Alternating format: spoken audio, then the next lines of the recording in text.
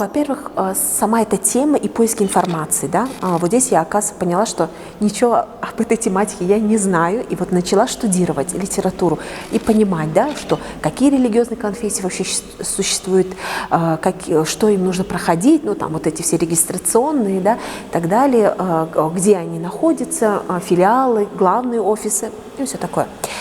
Вот. Потом настало время начинать звонить, узнавать, идти навстречу, знакомиться. Вот еще такой интересный вывод получился. Представители этих конфессий, в принципе, не очень хорошо принимали меня. Я не просто журналист, я же телевизионщик, и я всегда просила о съемках, о видео, все такое. Я сначала не понимала, почему они так делают, что такого рассказать, другим поведать, да, свои конфессии и так далее.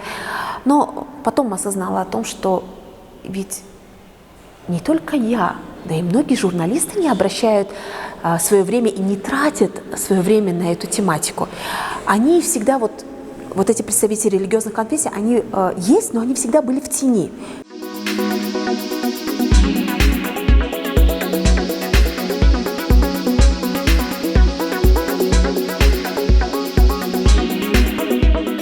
Если начать вообще с самого начала подготовки вот этого контента, это, конечно, вопросы. Я так тщательно подбираю вопросы для своих героев.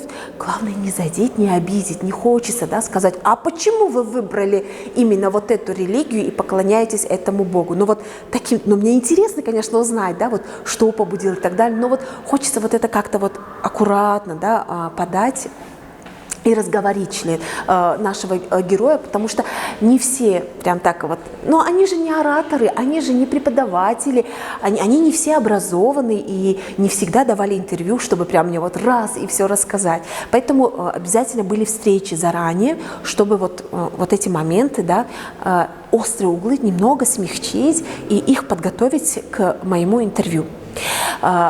Я так и не думала, надевать косынку, не надевать, да, когда захожу или в церковь, или дом молитв, решила на все мероприятия все-таки, чтобы я была в этом платочке.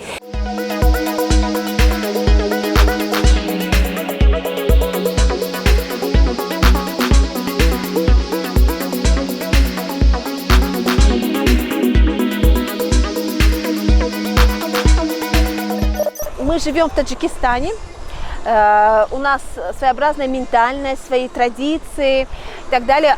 Женщину-журналиста не сразу воспринимают всерьез.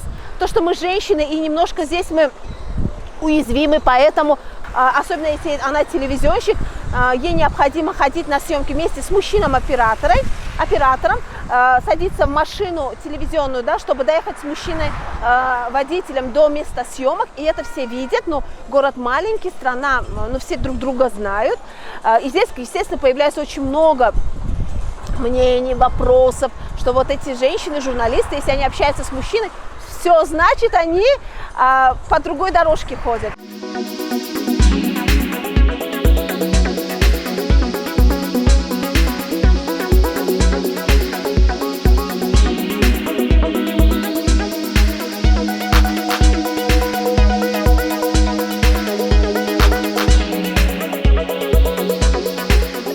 تعدادی زنهای ژورنالیست کاهش می‌یابد در تاجیکستان.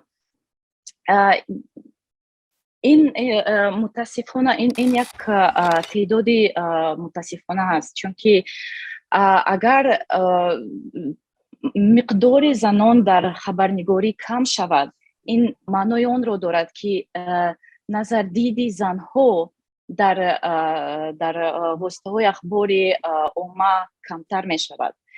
نظردید زنها کمتر شدن معنای آن دارد که نظردید 50% مردم تاجیکستان به نظر گرفته نمی شود.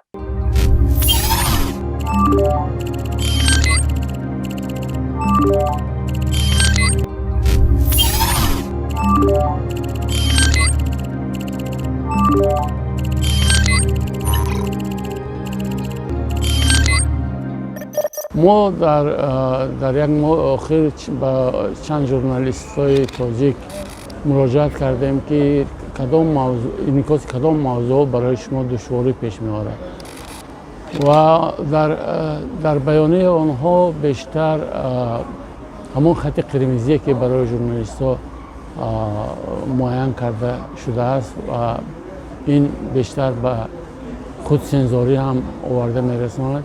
مسائل مرزی، مسائل مربوط به مبارزه علیه اکستریمیسم و تروریسم مسائل دشوار است، انعکاسش دشوار است و درباره این موضوع جمع آوردن اطلاع نیست، مشکلات پیش میاد. که عملیه نشان میدهد که زنها بیشتر ثابت قدمانه به دسترسی به اطلاعات موفق میشوند. ولی این همزمان برای بعضی از نماینده‌های جنسی لطیف مشکلات هم پیش میاد.